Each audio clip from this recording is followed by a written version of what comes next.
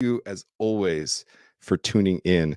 Today's Best Served Podcast 350. We're talking what drives brand in food and beverage. We're going to talk about relationships, reputation. We're going to be talking with Paige Stoup of Junipero Gin. This is part of In the Weeds Menu Meeting Fall 2021 campaign. You've been seeing us all over the place. Elle Jarvis of In the Weeds will be here as well. From these video cast conversations to clubhouses to amazing articles, all really thinking about menu meeting. At the beginning of a shift, we have menu meeting to talk about what's going to happen during the next service. What are we getting ourselves into? What do we believe in? What are we focused on? We want to really look through that lens for the broader industry, bringing together thought leaders, change agents, movers and shakers across the industry in every level, in every facet, all across the country. And this conversation will be exactly more of that. So I want to bring Elle in to kind of set the table for us here quick. Elle, good to see you. Hi, Jensen. All right. So a lot to unpack here. When you and I think about food and beverage brands, especially you doing so much on the event production and working so much with beverage brands, kind of lay the groundwork for us. What do we need to understand? What maybe has been the status quo to this point in our industry when it comes to the relationships that we have at a corporate level with food and beverage brands, and what's your hope and kind of what are we trying to steer forward, and lay that out for everybody? Yeah, sure. So, I mean, it's no secret that a adult bev brand is built on premise, right? We look at on premise being a restaurant, a bar, off premise being a retail location for jargon. Yes. Yeah. So on premise being a bar and restaurant, a place that you go and sit and enjoy your experience within restaurant walls. Off premise being a liquor store, a package store, or a grocery store.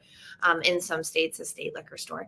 And so I think, with the pandemic, it really has pushed a lot of these brands to look at where they're spending their marketing dollars, their allocation dollars a little bit differently to support the stewards of their livelihoods, their bartenders, in a way that is more responsible from a corporate standpoint, but also greatly more impactful to understand a little bit about supporting the whole house. So I always get so frustrated as somebody who is like a server or in the kitchen, and there are all these experiences or amenities for bartenders, but it was like, no, we're selling the product too in some capacity. So as we start thinking about In the Weeds holistically, helping the whole house, how do we sort of push these brands in a way to think about the restaurant as the holistic restaurant and the people who power it? So we saw what happened, when the pandemic first started, and we were ground zero. Restaurants were the first to close. A lot of them aren't reopening. We're the last to come back as strong as possible. And we did see a lot of these brands go out with these huge $1 million press releases. We're giving $1 million to these 5 organizations. And those 5 organizations were getting flooded with applications. And some of these brands didn't even tell those organizations yet how much they were getting out of that $1 million. So how that was really irresponsible from where I sat. The brands are putting extra effort and lift on these orgs that are trying to support the industry without really being transparent and doing it in a way that's actually creating more harm, but they're getting a return on investment through these press releases because people are like, oh, I got to go out and get that rum or that gin to support the restaurant industry. So through having these conversations and working with, I don't want to say smaller brands because I think that denotes the work and the craft that a lot of these brands that don't necessarily have these $1 million budgets are doing, and having these conversations to sort of look at KPIs differently and look at activation points differently. I worked historically in restaurants, but as my second career, I consulted for food and wine festivals and huge brands to activate in our space. And the budgets are there, but the budgets are 100% driven for eyeballs, consumer engagements, and that like celebrity chef or celebrity bartender, which I think if through these conversations, we'll be able to navigate how to just support the whole house at large. And I'm so excited to be talking with Paige about this from Junipero Gin, because they've been a great partner over the past several months to us. It just getting the word out of what In the Weeds is doing on both coasts. We've been doing activations in the West Coast and the East Coast. So Love that. I just love the idea and the execution of having brands support the physical, financial, and mental health of hospitality workers at every level and every facet. I think that's important. And there maybe hasn't been the opportunity for those conversations as part of it. And now In the Weeds is absolutely creating those opportunities. So let's bring Paige in here. Paige Stoup from Junipero Gin. Paige, good to see you. Hey, it's good to see you guys too. All right, so we'll get into the meat of the conversation here in a little bit. And yes, I'm going to have lots of chef and food puns. I can't help myself. But Paige, let's touch on Junipero Gin. Give us a little bit of the origin story and a little bit of the trajectory, where you've been and kind of where you're going. No problem at all. Actually, it's exciting. We're celebrating our 25th anniversary this year. Congratulations. Thank you. Yeah, way back in 1996. Back when vodka was king. Wait, 1996 is way back? Oh, man. So long ago. It's really not that long ago. Yeah, right. Makes me feel old. We're old now. I know. Oh, the reminder all year long. But our founder really wanted to buck the norm at the time. So he decided to launch a gin that, gin was not really popular at the time, but it wasn't just any gin. It was a big, bold, juniper forward, 98.6 proof, unfiltered gin. Unfiltered was unheard of at the time. Yeah. It's so common now. Right. But back then, it was very much breaking with the norms. Now, this is a ethos that we have carried through from back 25 years ago when we first launched and bucked the norm of the time to today. And where we're looking to move forward today is it's not just about continuing to fight against the norms. It's about fighting for what matters to us. Yes. And that is our local communities and the community at large. So here in San Francisco, we've got a great community within the hospitality industry, but we're also got a great community within the LGBTQ. So we've been partnering up with the Harvey Milk Foundation in addition to In the Weeds, because we want to give back to these communities and continue to give them the voice that they deserve and put the light on them as a whole. And I'm interested in that because that's a shift for brands at large. Now, not to speak to Junipero Gin, because obviously you've been doing things differently for 25 years. That's in your DNA. Yet at large, for anybody who doesn't realize, this is very different. The $1 million press release that Elle kind of, quipped about is a reality. We throw money at problems. We throw money at like where are the most eyeballs versus where is the most impact. And so that's a pretty big shift.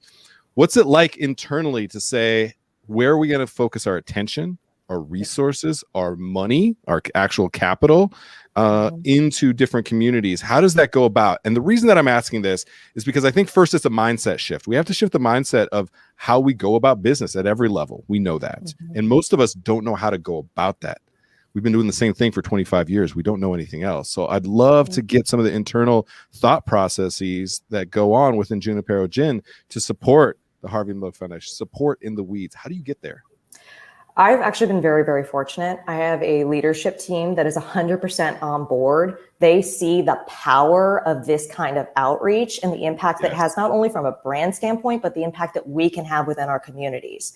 And we're all about driving and growing brands of purpose. So Junipero is a part of the Holding & Co. company, which has actually got a couple other great brands underneath our belt, like Luxardo, like Hirsch Bourbon. And every single brand lead has been challenged. How do you drive purpose with your brand? So this is something that really came from a leadership down. And in fact, is part of the reason I've joined this company, because it's something I also feel very strongly about. And I mean, if for any reason, driving a profit is a bare minimum that brands can do today. Conspiracy of Love is a fantastic consultancy that's all about driving purpose within brands and how do we do that. They've put together some statistics. I'm just going to quickly read off these statistics, and this is going to lead why I say that driving a profit is the bare minimum you can do in today's day and age. 66% of consumers would switch from a product that they typically buy to a new product from a purpose-driven customer. That's huge. And then on top of that, 78% of these same consumers would tell others to buy from a purpose-driven company that they're supporting.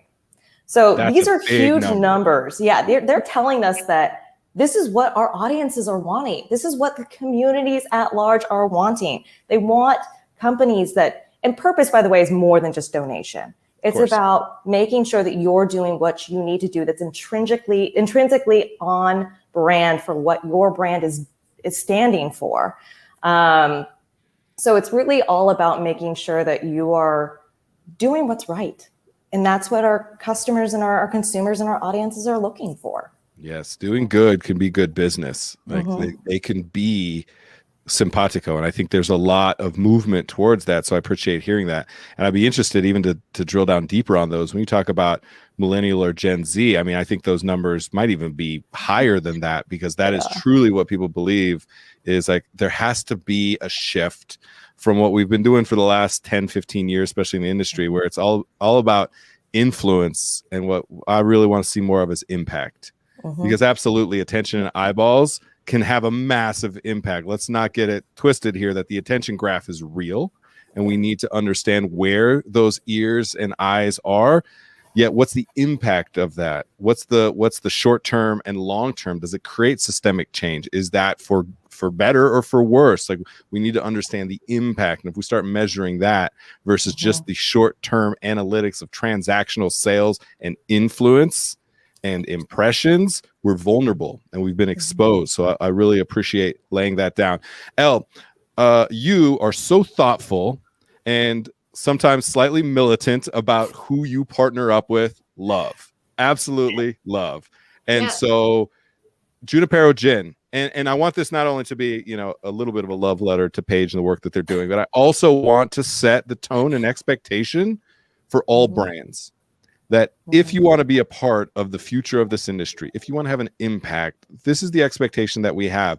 Give us an idea of what those relationship building kind of blocks have been between you and Paige, because maybe that can help lay the foundation for other brands to get their shit together. And let's go. Let's do some good. Yeah, get your shit together. I think let's go. I'm happy that you swore, because I was about to.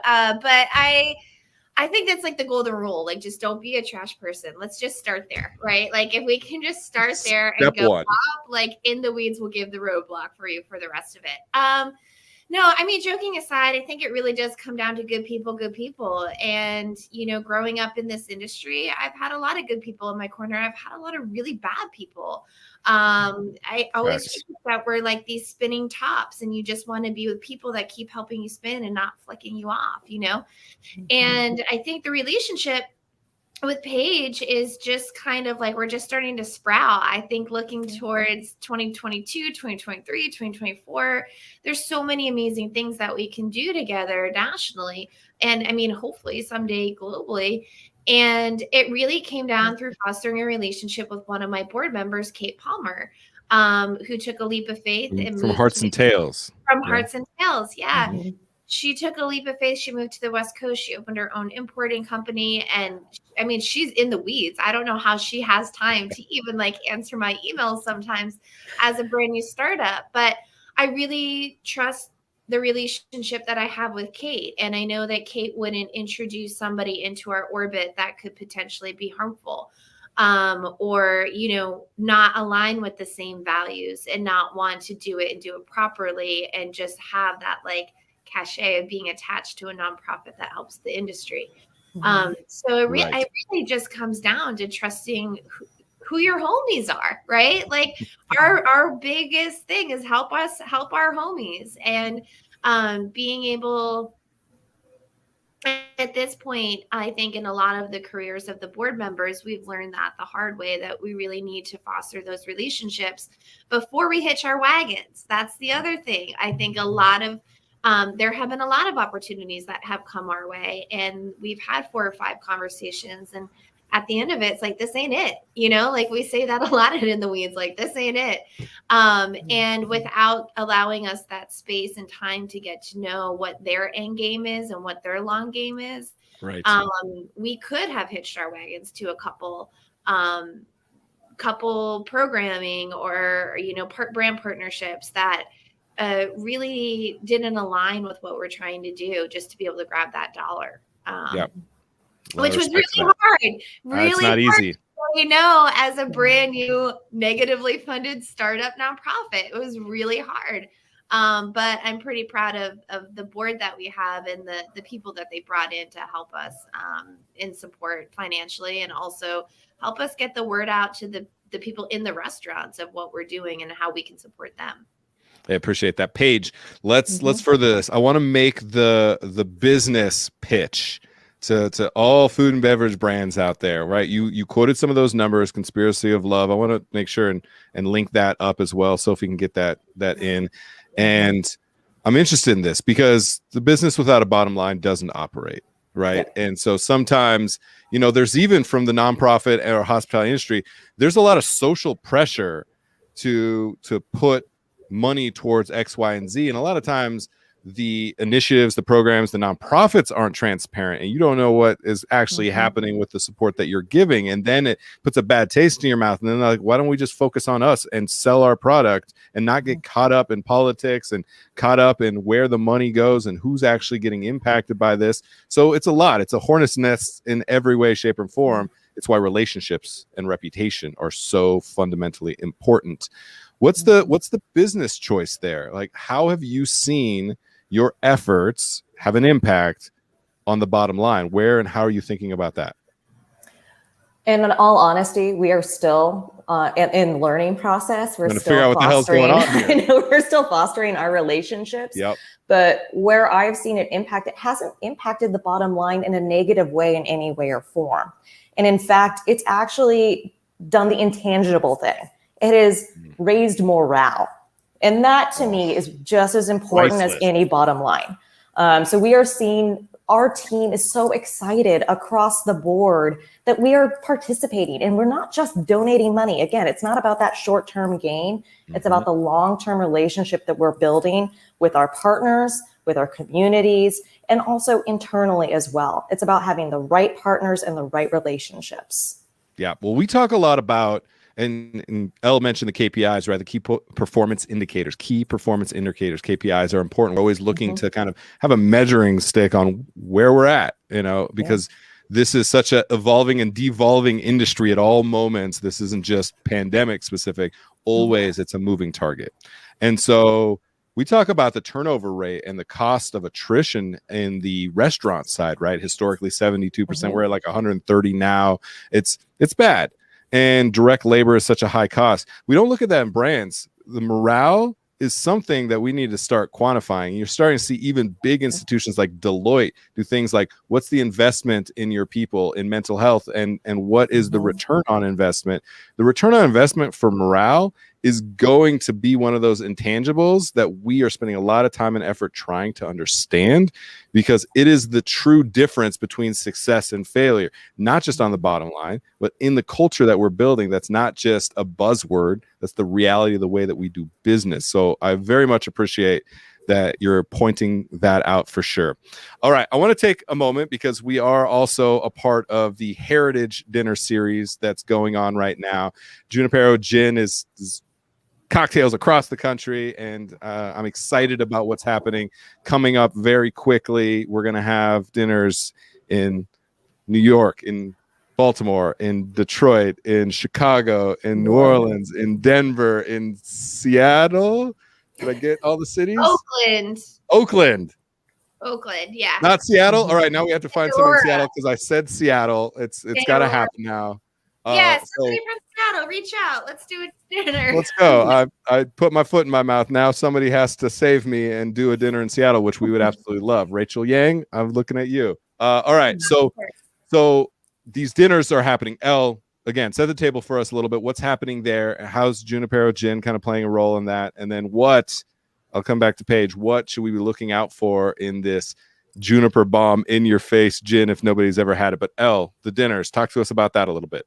Sure. So our first one is Sunday, October 10th. So coming up, and we're rolling coast to coast. So we're doing an Eastern Standard Time, a Central Standard Time, a Mountain Standard Time, and a Pacific Standard Time, with a lineup of really talented and like effervescent and like the charismatic and like the most fuzzy humans that you and can ridiculously talented in the kitchen. and ridiculously talented, like ridiculously talented. So we'll be in Brooklyn with Cicely Sierra, in Baltimore with Chef Katina Smith, and Detroit with Fried Chicken and Waffles, which is Nick and Chai.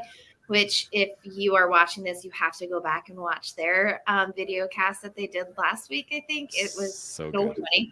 And then we're moving into Chicago with Chef Jasmine from Tasting India and Chef Melissa from Alma in New Orleans. And then we're with you, Mountain Standard Time, Caroline Glover at Annette, and Carlin Carr, who's the wine director of Frasca Food and Wine Group. So Tavernetto will be a pickup location.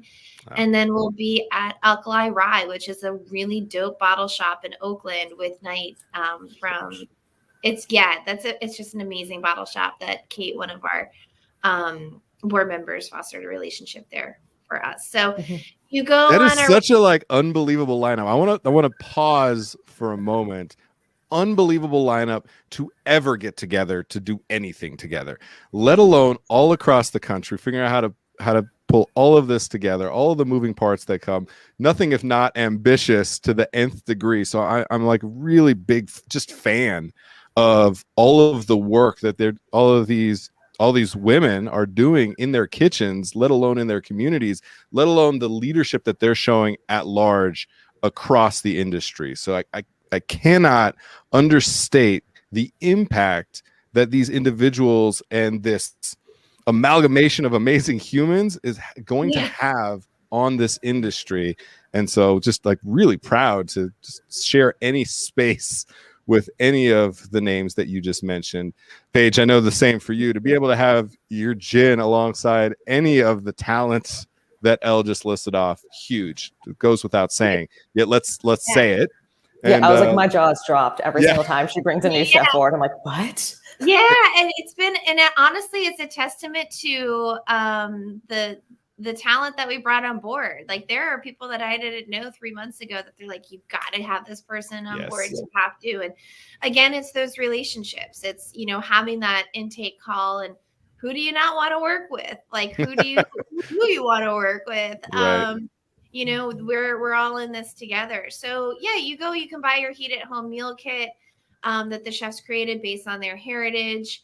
And you can also add on a shaker and spoon tidy martini kit that you pair with your Junipero Gin. And if you use the code in the weeds on the Junipero website, it's 10% off and free shipping. Nice. And it gets sent directly to your house. And then and we'll have links to all that. Make sure, get in the comments, get links, go ahead and in your market, make sure and support. And then even anywhere across the country, donate $5 to In the Weeds and just join us for the party, hang out on the internet, as Elle likes to say, and just commiserate with us. We're also, Sophie, make sure and drop links to everybody's shows into this. It feels like this is kind of like the encapsulation of all of these chefs' amazing work. Caroline Glover talking about just being a white girl with no heritage from Texas and running away from that, and then going and speaking to her father about their British, Irish, and German heritage and being re-inspired and finding something new in heritage that she never realized was there. Or Nick and Shai talking about Black Girl Magic in Detroit, and Cicely and Kat just energy through the roof, and talking about being a mom in the kitchen, like just amazing dynamic stories and storytellers. So appreciate that. Paige, all right, I don't know where we go from there. Let's talk about gin for a moment, because we're going to be pairing gins with this. What does it mean to be able to have a gin cocktail next to any of these chefs? Like the impact that can have for Junipero Gin. And again, I want to make the call at large. Every brand, you need to be a part of this type of impact. If you're not, you're missing the trick. Like how important is this for Junipero Gin? I mean, it's huge. It just to be in the same space as these amazing, amazing people. Yeah. And also people who are staying true to who they are and their roots, which is exactly what we're trying to do as well. It's just like, thank you for being such a guiding light to us. We are honored. It's as simple as that. We are honored. When it comes to a martini and the fact that we're doing a tidy martini with all these different meals, martinis in themselves are super, super versatile. Shaker and Spoon, who we've partnered up with to put together this cocktail kit in the Honky Dory. It's fantastic. Junipero is gorgeous in all these different martinis, especially the tidy martini, because we are so bold. We're so juniper forward. It gives you that great herbaceous note that just counterbalances so beautifully with a lot of these nice, beautiful, decadent meals in a lot of way. I mean, they're flavorful. We're going to be flavorful. So it's a nice little partnership in and of itself. We've also got this great crisp backbone with some bright citrus notes, again, to help just kind of bring a whole nother layer to your meal. Well, I'm fired up. There's going to be no shortage of flavor. The impact of flavor is going to be massive, and I'm excited about that, having talked about a lot of these menus, of salivating to say the least, for sure. And another, throwing down the gauntlet for all brands out there, all brand managers, this type of collaboration, this type of relationship and reputation building, this type of support and impact is making Paige's job really easy to look good, for being able to be in the right rooms, being able to cultivate the right relationships in the right communities. So time to get all of our shit together and get on this page, get on this chapter. I told you puns were going to be thick today. This chapter of what happens next. I heard you talking about sprouting, Elle. You had a planting pun as well. So this is the future. It's these type of relationships. It's these types of conversations. It's this type of content where we need to break down the preconceived notions of the barriers that we have. The knocking on the back door, so to speak, has shifted our ability to have conversations that lead to understanding what we believe in, what we stand for, who we want to support, and the impact that we want to have. This is the forum for it. These are the individuals and the groups and the entities that are going to be able to do that. So appreciate all of you. Paige, want to let you go. Paige, any last thoughts from you before we let you go? I mean, my main last thought is this is just a start. I mean, we've got so much room to grow as a category. Again, I keep saying community because to me, that is where we can drive the most impact, is looking back to our communities. We love it. Keep saying community. I said impact like 14 times. So community, community, community. Let's go. 100%. I mean, we are just starting. I love your rallying cry of like, hey, everybody get with the times. Yeah. There's so much that we can still do all together. And it's not about one-upping one another. It's not that competitive. It's about coming together for a greater cause. So really sky's the limit, and we've got so much ahead of us. I'm really looking forward to it. Paige Stoup of Junipero Gin out in San Francisco. Thank you so much for your time. Thank you so much for the work that you're doing. And like you said, we have so much more work to do, and I'm excited about watching what happens next. So you have a great rest of your day. All right. Thanks. Thanks to you both. Thanks, Paige. Cheers. All right. Awesome. Like I just imagine you and I, right, in the generation that we came up in over the last 20 plus years in this industry, being kids when we started this industry, where were these conversations 25 years ago? Like, this is it. Yeah. This is the way that we cultivate relationships, cultivate brand, cultivate reputations, make that impact. It feels so good. And it's like, where the hell have we been for the last 20 years? I'm so happy that we're here now. Last thoughts from you before we wrap. Yeah, and I mean, we can only hopefully they're listening, right? Hopefully they're hearing us, and we're not canaries in a coal mine, because I know personally, when I look at the budget of In the Weeds and what we've been able to do with the brand support that we've had, which is not huge. If we can do that, can you imagine if like the adult bev industry is $1.49 trillion in 2020 in US dollars, trillion with a TR. Trillion.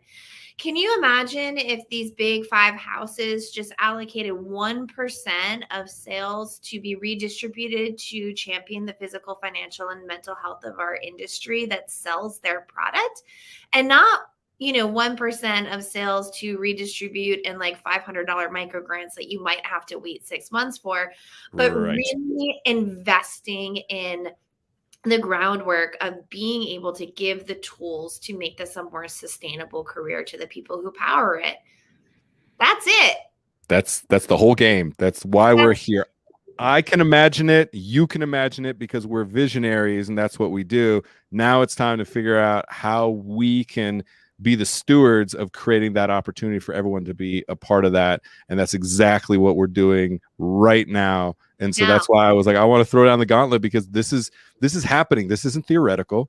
This isn't like someday when things are warm and fuzzy, we'll be able to do this. This is now. Not only is it an opportunity, it's becoming mission critical day by day. If you are not thinking and communicating in the way that we are right now, you're missing out. Like, you're going to get left behind, and you're going to have to spend a lot more money, time, and effort just to rebuild the reputation and relationships that you've lost through showing that you don't care about the same things that we care about. You just had enough money and enough booze to be able to mask the fact that it was not a balanced relationship. So we need to find that balance. PR team and a great PR team. And shout out to the great PR teams. Now it's a shift. We need to shift, and now is the time. And those numbers, the 60%, the 75+% of people that want something different, that want purpose within the brands that they interact with, that they consume, the products that they consume, that number is only going to go up, and the expectation and the accountability is only going to go up. So, and we got a lot of work to do, El. Appreciate you. Let's get you out of here. All right. As our friends in Chicago say, accountability is love. So that's truth. Truth. All right. El Jarvis of In the Weeds. Appreciate you. And we'll talk again soon. Okay. Bye, Jensen. Bye. All right, everybody. That is it for this episode. Brand. Let's get it out there. Let's have an impact. We're throwing down the gauntlet once again. Paige Stoup of Junipero Gin doing an amazing job of supporting community, as she said. Once again, this was Best Served Podcast 350. What drives brand in food and beverage? I'll tell you, it's the impact, it's the community, it's the transparency, it's the way that we build reputation and relationships. That's it. I appreciate you all, as always, for tuning in. Cheers.